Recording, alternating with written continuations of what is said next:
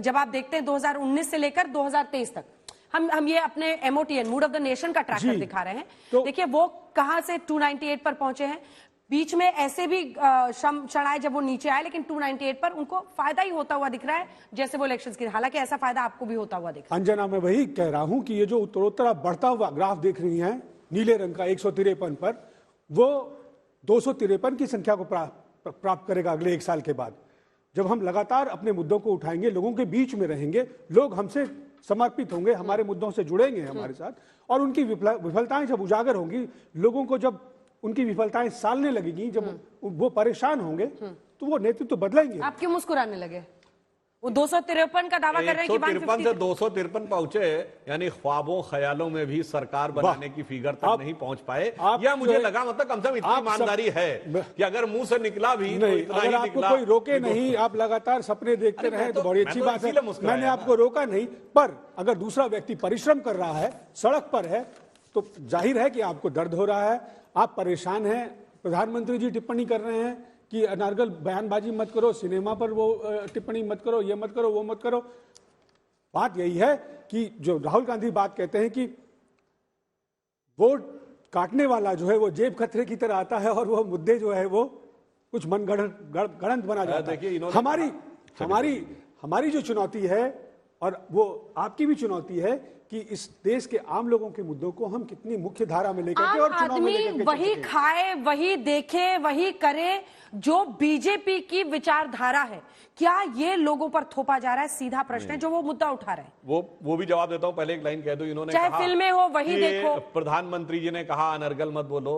अरे ये तो कहां की बात है, किस आधार पे कह रहे हैं? मगर यहां तो सामने दिख रहा था। एक मिनट, दिग्विजय सिंह जी बोल रहे हैं माइक, उसके बाद राहुल गांधी प्रेस कॉन्फ्रेंस में आकर कह रहे हैं नहीं, उससे मेरा कोई मतलब नहीं है। उसके बाद दिग्विजय सिंह जी ट्वीट करके कह रहे हैं नहीं, मैं तो अभी भी सीख कायम हूं।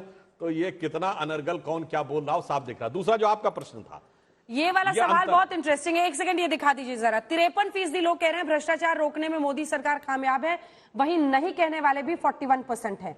ये आपके लिए अच्छा आंकड़ा है, बुरा आंकड़ा है सुधांशु जी? बहुत बेहतरीन आंकड़ा है। कारण क्या? भ्रष्टाचार जिस सीमा तक रग रग तक व्याप्त हो गया था, यह मान लिया गया था करप्शन इज ए कल्चर। अगर मेजॉरिटी जनता यह मानने लगी है कि भ्रष्टाचार को कंट्रोल करने में हम सफल हुए हैं, अब इसमें आप ये भी मानिए ना, इसमें वो भी तो 22-25% मान लीजिए, 22% जो हमारे खिलाफ है। इसका अर्थ क्या हुआ कि ये 53/100 नहीं, ये 53/78 है। तो इसका मतलब 2/3 लोग ये मान रहे हैं। जल्दी वो तो आप ट्विस्ट करने में आपसे कोई महारत है ही नहीं किसी नहीं, वैसे आपका जो विचार था उसका भी जवाब दे दूं। भाजपा की हम विचारधारा नहीं थोप रहे हैं।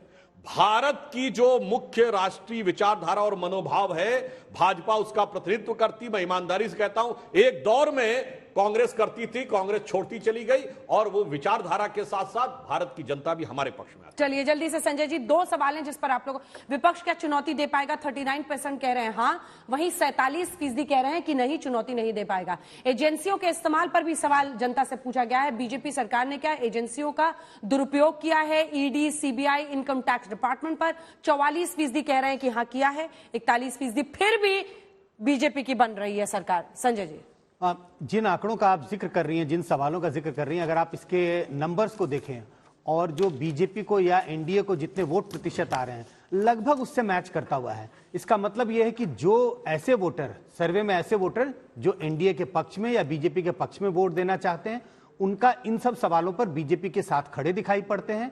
और ऐसे वोटर जो या तो कांग्रेस या विपक्षी पार्टी को वोट दे रहे हैं या देने का मन बनाया इस वक्त, वो इन सवालों पर बीजेपी को क्रिटिसाइज कर रहे हैं। बिल्कुल साफ साफ दिखाई पड़ रहा है, चाहे आप एजेंसियों का सवाल पूछ लें, चाहे दूसरे सवालों को पूछें, तो ये बिल्कुल एक डिवीजन सा दिखाई पड़ रहा है। लोग मेरिट्स एंड डिमेरिट्स पे ना जाकर के पार्टियों के खेमे में बटे हुए दिखाई पड़ते हैं। योगी आदित्यनाथ बेस्ट सीएम जीत रहे हैं।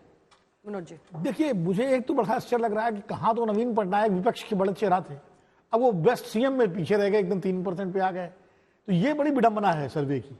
एक तरफ तो जो मॉडल उनका उड़ीसा मॉडल लोग पसंद कर रहे हैं, और बेस्ट सीएम में योगी आदित्यनाथ आ गए। यहाँ मुझे लगता है, यशवंत जी से एक जवाब ले लेते हैं, दोनों को दिखा दीजिए। हाँ तो यशवंत जी, यहाँ नहीं, मैं इसलिए मैं कह रहा हूँ कि ये, मैं सर्वे पर सवाल नहीं उठा रहा हूँ, लेकिन मैं लोगों की चॉइस की, एक तरफ तो जब जो विपक्ष में कभी बोलते नहीं है वो विपक्ष के चेहरे बन जाते हैं, और जो जिस मॉडल के वो जाने जाते हैं वहां वो पीछे रह जाते हैं।